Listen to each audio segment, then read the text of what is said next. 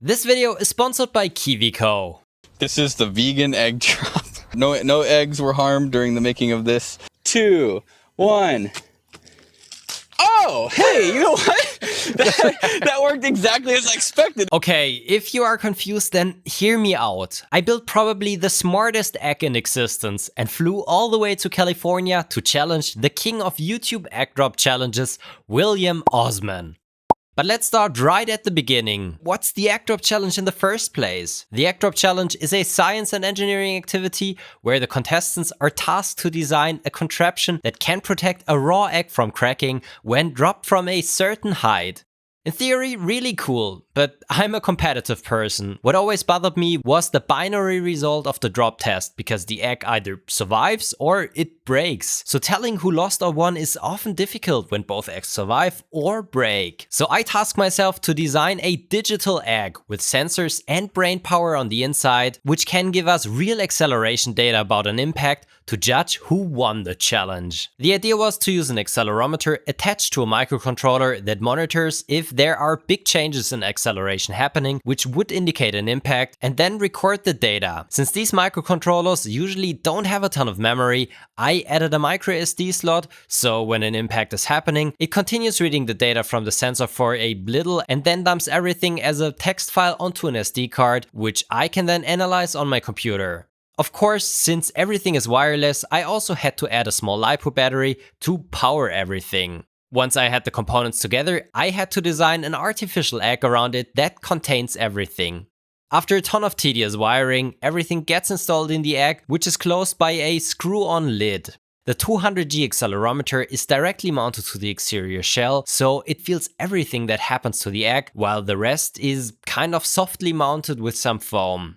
This was the first prototype I built more than 3 years back, with the intention of contacting Will and tell him that I built a better egg for his challenge. Well, I chickened out and everything landed in a drawer and stayed there until the end of last year, when the guys from the Safety Third podcast invited me to record an episode with them, which wasn't only a dream coming true, but also my digital egg drop came into my head again. So I finally reached out to Will to see if he'd be down doing an egg drop challenge with my smart egg. But I couldn't just really take my concept from 3 years ago, pack it up and fly to the States with it. A lot of stuff happened in the electronics industry over the last 3 years, and not only that there were some really interesting tiny microcontrollers being released, but also due to supply chain issues, some components got really expensive or even impossible to get. One of the most significant changes that I made was switching from a teensy microcontroller to a Arduino Xiao, because it's better suited in any regard. Faster, smaller, cheaper, more memory, integrated battery charge controller, and so much more. This specifically made programming way simpler. Impacts often happen in a very short amount of time, so we have to pull the acceleration readings from the accelerometer very quickly. The accelerometer in your phone has a sampling rate of probably 100 Hz, so 100 times per second, which is plenty for your isotonic beverage simulator or whatever you do with it. I have to sample the impact events in the egg at least 1000 times per second, and this is often still not enough to get a smooth acceleration curve. All of this data is kept in a ring memory, which means that if a new sample is read, the most outdated one gets deleted. This allows me to keep acceleration data in the memory even before an impact happens and then dump everything onto an SD card. But with all of the other libraries that are required, limited me to not even being able to store half a second of data of an impact when using the old teensy. And if something bounces, this could result in part of the event not being recorded. The Arduino Xiao has so much more memory that this is not a problem anymore, and I can store plenty of historical data. After some brainstorming with Robin, who recently launched his pixel pump for SMD assembly, we also realized that even though the first design looked kind of neat, it's not really suited for being used in an entertaining video. Since the event is recorded on an SD card, it would have required to get it out after the test and then evaluate all of the data on my laptop before knowing who has won.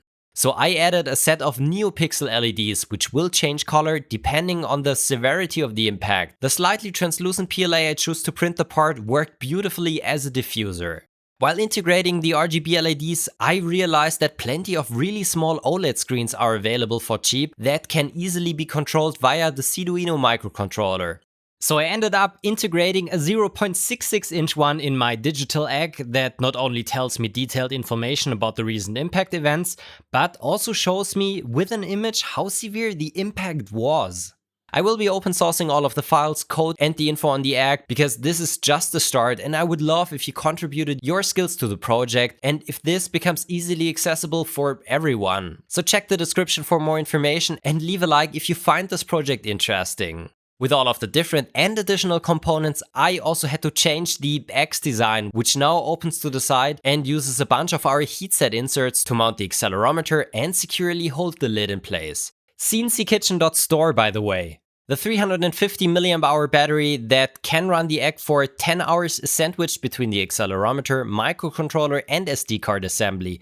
Currently everything is still hand-wired and to be honest, it's quite a pain to route all of the wires to the individual components. I think wiring one takes me a good 2 to 3 hours at the moment. The idea is, and I think this won't be too complicated, to design a small PCB onto which I can simply solder the Arduino and on the other side have the SD card and a couple of sockets to plug the battery, screen, accelerometer and the LEDs in. This way, the whole digital eggdrop egg might become a really cool Steam project to either just use the egg in a competition or continue developing the egg, because there are still tons of features like wireless connectivity I didn't use. I think a project like this could be a great addition to STEAM education because it combines a science challenge with the engineering task of putting all of the sensors and electronics in a neatly designed egg, and I haven't even started talking about how to evaluate all of that data. And this is also where today's video sponsor KiwiCo fits in so well. We have a 3-year-old daughter, and as much as I would love that she just becomes as excited about science as myself,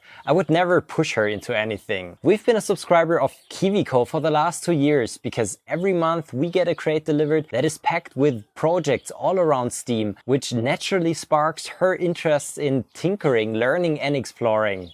The last koala crate was on the topic of nature and included everything for her to go on a scavenger hunt all around the garden and explore what's growing and living there. Each KiwiCo box is designed by experts and then tested by kids. They have 9 subscription lines that cover all ages, from simple things for young explorers to sophisticated projects like a walking robot or a pen sharpener. Each box comes with everything that you need for the project, so there's no need to go to the hardware store for glue or batteries. KiwiCo crates also come with a magazine all around the project which explains the concepts and helps dive deeper into projects, making an experience for the whole family. Many don't realize that a KiwiCo subscription is just around $20 a month, but sparks so much excitement in kids and prepares them to become the innovators of the future. If you have kids, and I hope you have if you're watching this, you can get 50% off your first KiwiCo crate if you go to kiwico.com/cnc or use the link in the description. KiwiCo crates also make a great gift because you can even just purchase single projects from their store with no subscription needed. Thanks to KiwiCo for sponsoring this video and thank you for checking them out. So I took the precious sponsor money and the digital eggs I made and flew to the US. I'm honestly not even sure how I got through security with them, and I even locked them away in my hotel room so nobody thought I was a maniac and directly sent me off to Guantanamo. Anyway, I made it, and after some crazy off-roading in Will's backyard, we finally got to the eggdrop challenge. And of course, it had to have a 3D printing touch. Guten Tag everybody, I'm here with William Osman and today we're doing the Eierflugmaschine. What does that mean? It means like egg flying machine. So I'm stealing your idea. I just want to get the science into science. Or putting the science back in science? That is like it's like not even subtweeting, it's directly to my face. Yeah.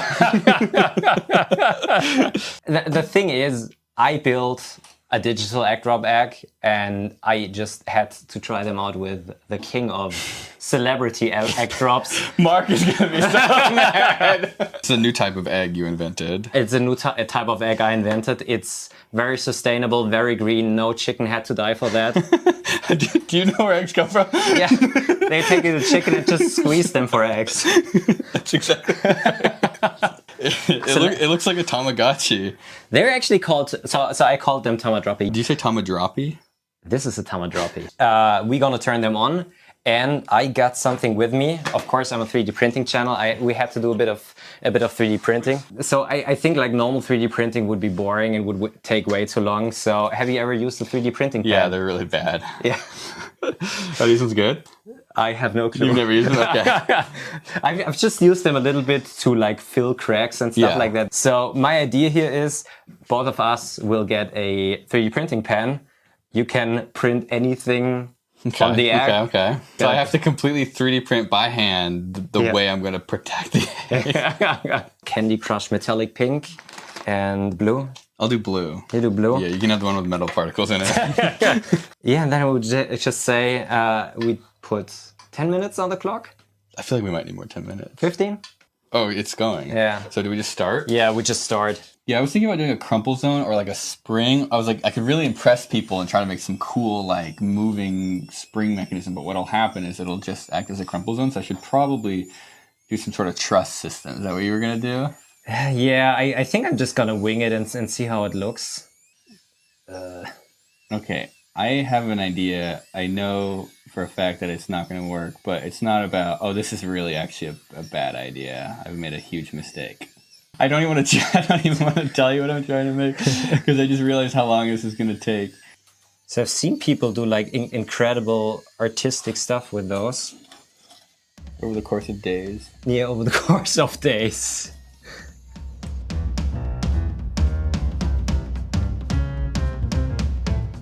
Look at that stand. Oh, that's a good stand. I think that my impulse to make a flying machine was an intrusive thought I shouldn't have listened to. So I'm thinking if I use the propeller to keep it oriented in the right direction, it keeps shredding the film. Let's see, how do I take that off?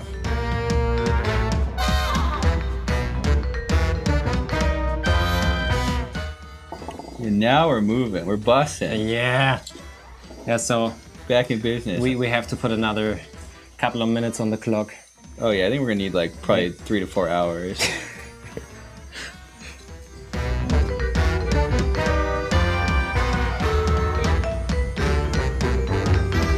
You know, we should make a machine that like puts this on the end of like a end effector. Yeah. And then moves it around. What do you think about that? Yeah, I always wanted to build a 3D printer with a printing pen. It's.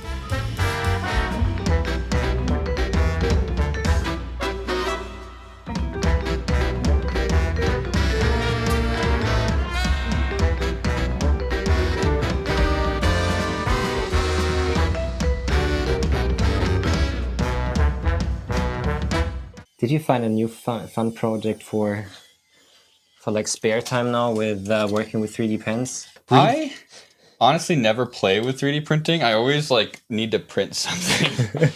You know? Like but now you could become an artist.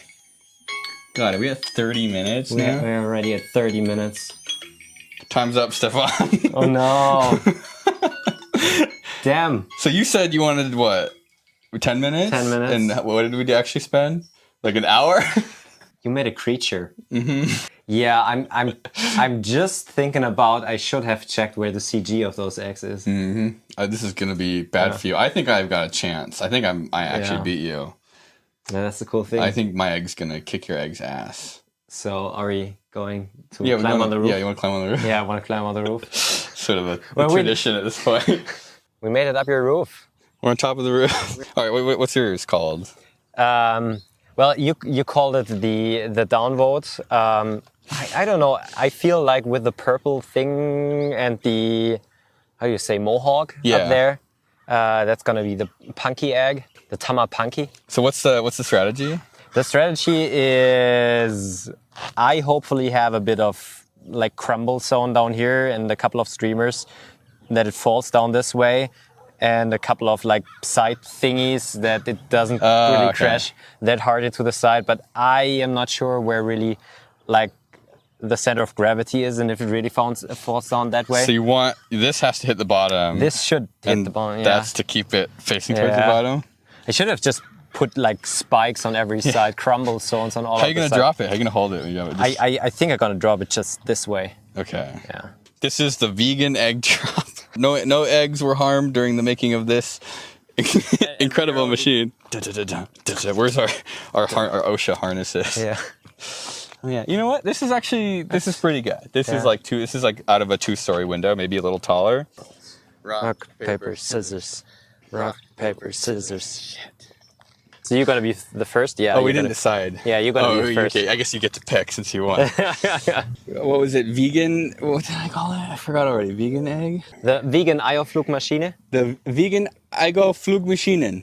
In 3, 2, 1.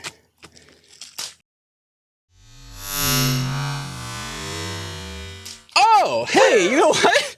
That worked exactly as I expected. It just didn't slow it down enough. the legs actually exploded and it started spinning. What? I'm so proud of myself.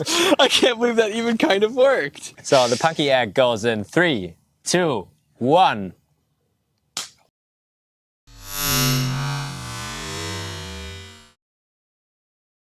Oh, that was pretty good. You know what? Those both hit the ground pretty hard. Yeah, let's check them. And now comes the part about why I made all of these efforts. Even though both plastic eggs still were in good condition, they crashed really hard and probably would have broken if they were real eggs. So let's look at the acceleration data.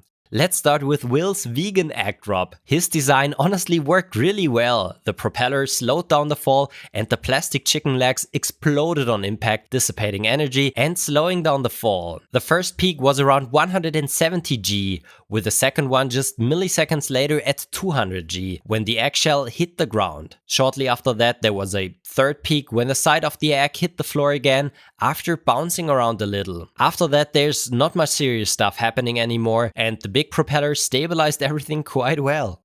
So let's take a look at my Tama Punky. The fins unfortunately didn't work as well as I expected and the crumble zone was hit a bit sideways, making the shell hit the floor quite badly, resulting in an acceleration peak of 300 G. The crumble zone and the side protection absorbed a lot of energy, so it bounced around less than Will's egg. To judge which of the impacts was now worse, I'm not only looking at the peak acceleration values. The reason is not only that unfortunately my accelerometers have a peak acceleration of 200 G, which is a lot, but will chop off the results at some point. To judge the severity of the impact, I applied a method that comes from car crash testing. These crash test dummies are also equipped with accelerometers. To classify an event, they use the so-called head injury criterion, which I renamed to egg injury criterion. The formula looks quite complicated, but it's actually quite simple. It basically calculates the average acceleration over a specific time. For my egg drops, I used 32 milliseconds. This means that a very quick but hard hit is judged less severe than a longer but lower acceleration.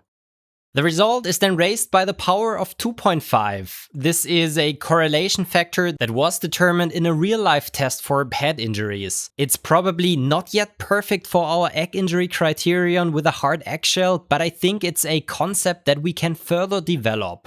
I already did a bunch of preliminary tests on different surfaces, but this is an in-depth topic I want to cover another time. So if we calculate the egg injury criterion of Will's drop, he ends up with a score of 265, whereas mine suffered more with an egg injury criterion of 722, because my impact was harder and even longer lasting. A higher rating is, by the way, worse. So congratulations, William, and thanks again for the amazing opportunity of making this happen. If you want to see more about my digital egg, then don't forget to like, subscribe and leave a comment down below. All the designs, code and everything will be completely open source, and I will leave a link in the description. Thanks for watching, everyone. I hope you found this video interesting. If you want to support my work, head over to Patreon or become a YouTube member. Also, check out the other videos in my library. I hope to see you in the next one. Auf Wiedersehen and goodbye. Even though both